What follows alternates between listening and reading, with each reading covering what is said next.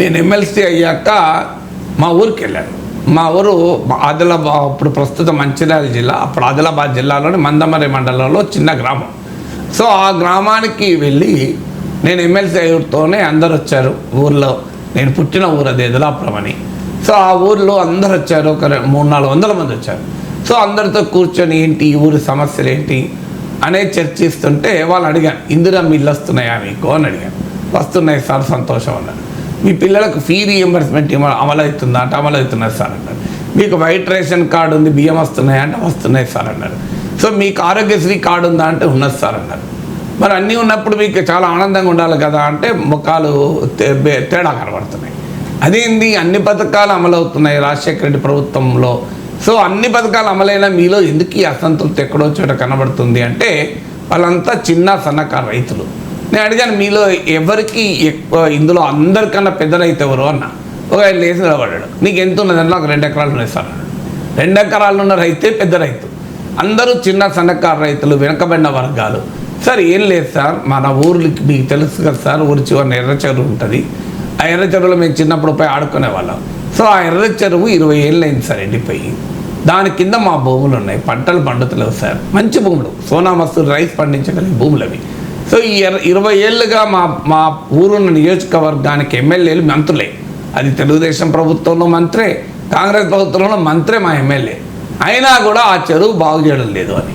ఈ చెరువు బాగైతే మా పొలాలు పండుతాయి సార్, మా పొలాలు పండితే మేమే మా పిల్లలు చదివించుకుంటాం, మా ఇల్లు మేమే కట్టుకుంటాం, మా అవసరాలు మేము తీర్చుకుంటాం అన్నారు. ఇంత గొప్ప మాట చూడండి.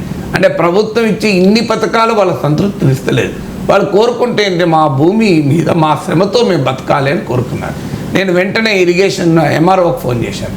చేస్తే ఎంఆర్ఓ వాళ్ళ రికార్డులన్నీ వెరిఫై చేసి, నిజమే సార్ 20 ఏళ్ళుగా అందులో పంట పండడం లేదు, పంట రికార్డు కాలే అన్నారు. సో నేను వెంటనే deputy executive engineer Mancherial irrigation department phone చేసి, నాకు అర్జెంటుగా దీని ఎస్టిమేషన్ కావాలంటే ఆయన 65 లక్షల ఎస్టిమేషన్ ఇచ్చాడు ఆ ఊరు చెరువు బాగు చేస్తానికి. నేను రాజశేఖర రెడ్డి దగ్గరికి వెళ్ళి, సార్ ఇగో ఈ చెరువు మా ఊరికంటే ఒక్క ఊరికి 65 లక్షలా అన్నాడు. అంటే నేను అన్నా, సార్ మీ వల్లనే నేను మా ఊరికి వెళ్ళాను సార్ అన్న. నా వల్ల ఎందుకు వెళ్ళావయ్యా అన్నాడు. అంటే మీరు చిరంజీవిని విమర్శించి చూశాను సార్, మొగల్తూరుకి ఏమి చేయలేని వాడు 8 కోట్ల ఆంధ్రప్రదేశ్ ప్రజలకు చేస్తారా అని మీరు అన్నారు. ఇప్పుడు నన్ను కూడా రేపు అంటారు కదా సార్, పుట్టిన ఊరికి ఏమి చేయలేనోడు 3 జిల్లాలకి చేస్తాడా ఎమ్మెల్సీ అంటారని భయమే తెలియదు సార్ అన్న. 2007లో నేను గెలిచాను, 2009 కన్నా ముందు ఆయన నవ్వి, మరి 65 అంటే మీ ఇష్టం సార్, ఇస్తే మీ పేరు చెప్తాను అంతటా, మీ ఇవ్వకపోతే రోజు టీవీలో చెప్తాను. మీరు చూడండి, మీరు చేవెళ్ళ దాకా ప్రాణహిత నుంచి చేవెళ్ళ వరకు తీసుకొస్తానంటాను, మా ఊరికైతే చెరువు ఇవ్వలేదు అన్నాడు. రాజశేఖర రెడ్డి ఇట్లా కొట్టి, ప్రొఫెసర్ నీవు పుట్టినందుకని ఇవ్వాలయా అని సంతకం పెట్టి ఇచ్చేశాడు.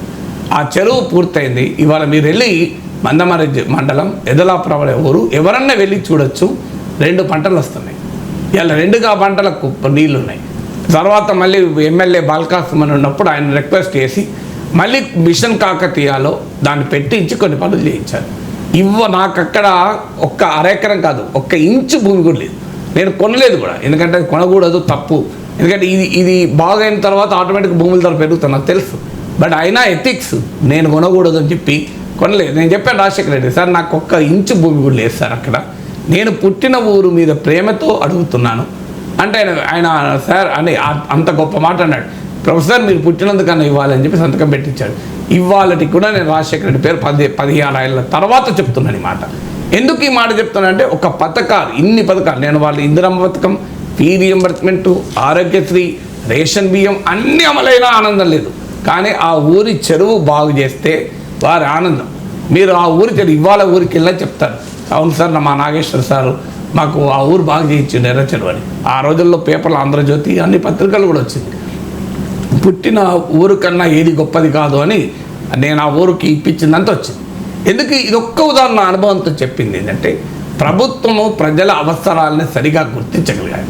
అన్ఫార్చునేట్లీ ప్రజలను ఓటర్లుగా చూస్తున్నారు. ప్రజల్ని ప్రజలుగా చూడడం రాజకీయ వ్యవస్థ.